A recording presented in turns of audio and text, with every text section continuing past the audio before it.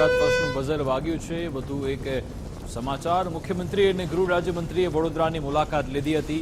વડોદરાના નાગરિકો માટે જિલ્લા કલેક્ટર ખાતે બેઠક કરી। બેઠક બાદ ગૃહ રાજ્યમંત્રી હર્ષ સંઘવીએ નિવેદન આપ્યું। સીએમ પાસે વિશ્વામિત્રી રીડેવલપમેન્ટની પરવાનગી માંગી છે।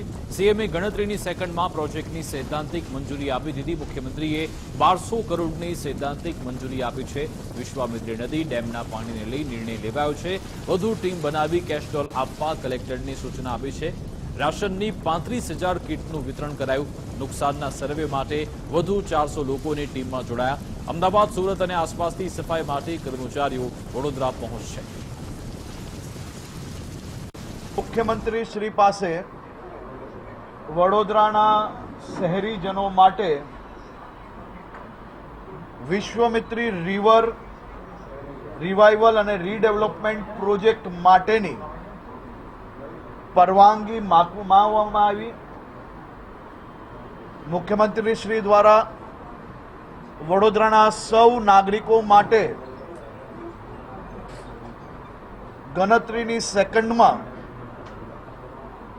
વડોદરાના સૌ નાગરિકોના હિતમાં આ પ્રોજેક્ટની સિદ્ધાંતિક મંજૂરી આપવાની સાથે સાથે 1200 કરોડ રૂપિયાની સૈદ્ધાંતિક મંજૂરી આપવામાં આવી છે।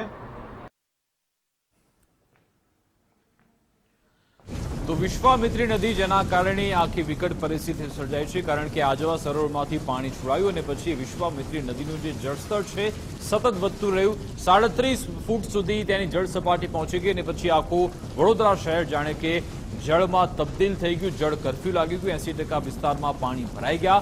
હવે જઈને વિશ્વામિત્રી રીડેવલપમેન્ટ માટે હવે મંજૂરી આપવામાં આવી છે। સૈદ્ધાંતિક મંજૂરી આપવામાં આવી મુખ્યમંત્રી તરફથી।